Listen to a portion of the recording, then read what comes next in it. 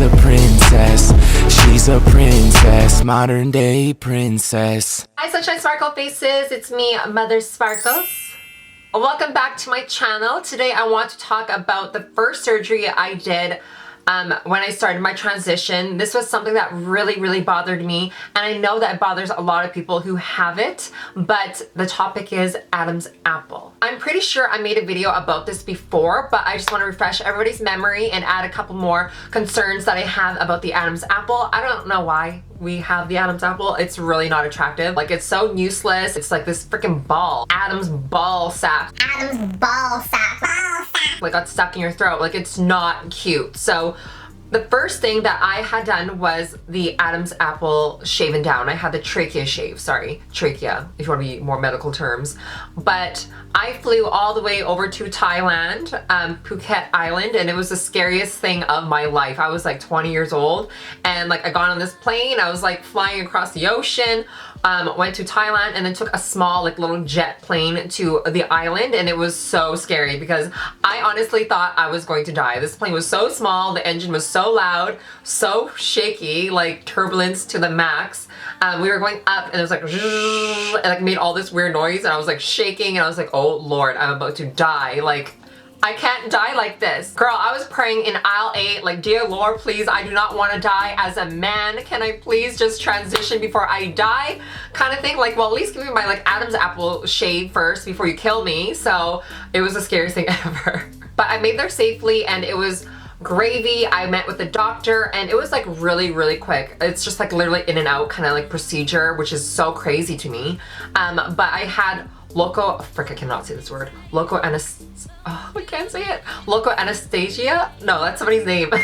So yeah, I had local anesthesia, which means like they give you pills and like they knock you out, but you're kind of awake, like you're kind of aware of your surroundings. You're not like passed out. Like, that's general anesthesia where you sleep and you don't feel a thing, hopefully. But I was a brave 20-year-old transgender lady, okay? And I had loco, so they gave me some pills. I took it back, and I like laid on the stretcher, and they like rolled me into this room. And then I was kind of like really drowsy. I didn't feel anything, but like I could hear things kind of. Like, it was really weird. Halfway through the surgery, he's like, can you please open your mouth and say ah, and make all these weird noises? So here I am laying on this freaking bed, and he has a scalpel, and he's like cutting my throat. And I was like, it was so weird. It was like scary, so scary. Now, it was super important for me to find a doctor that would make the incision up in the crease of your neck, where you like tilt your head and stuff. That way you can hide it in the crease. I know a lot of doctors who do it like literally on top of the Adam's apple, which is not cute because you can see the scar, like it's so obvious. So you have to find a doctor. I really advise you to find a doctor who does it like up here. So that's where my scar is. It's about like an inch wide, and it's not like too big. It's not noticeable anymore. The scar has faded. You can't see anything. So yes, find a doctor that does the incision up here. So they cut it here and they shave it down. They don't remove it. It's not like a ball that they remove.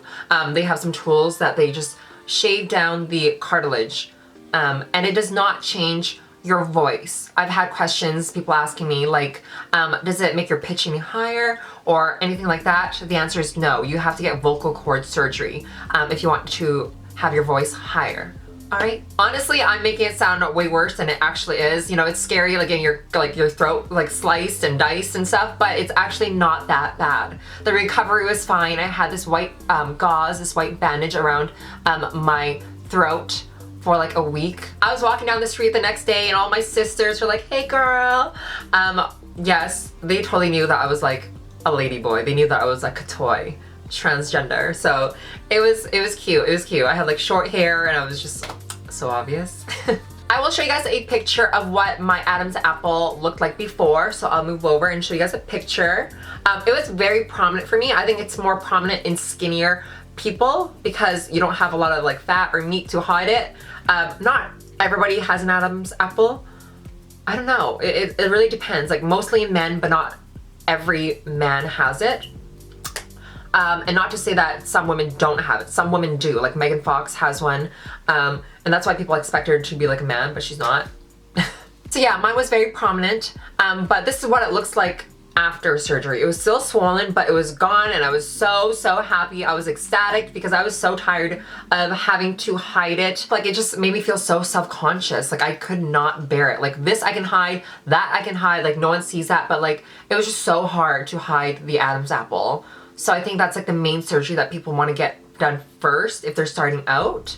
I think it is cheaper to get surgery overseas, but I know a lot of people are scared and weary of like infection, or oh, what if you don't trust them or something. You just have to do your research. I did my research for my Adam's apple shaven down, the trachea shave, my breast augmentation, and infections can happen anywhere. I know girls in Canada who have gotten their surgery done here but have gotten infections. Like, it's a really hit and miss. You have to do your research. I mean, I also got a vacation out of it. So it's like, do I pay the same price here and not get a vacation, or do I go over there, you know, have fun and enjoy the culture, eat the food, and have a vacation and get the surgery as well, or not? So it's kind of like, you know, I was like, yeah, hell yeah, I want to go to Thailand. I want to meet my sisters. I want to lay on the beach and get my trachea shave. You know what I mean? So yeah. Another concerning point for me right now is the fact that the Adam's apple can grow back again. And I feel like it's happening. It's happening all over again, and I'm like freaking out. I did not know that.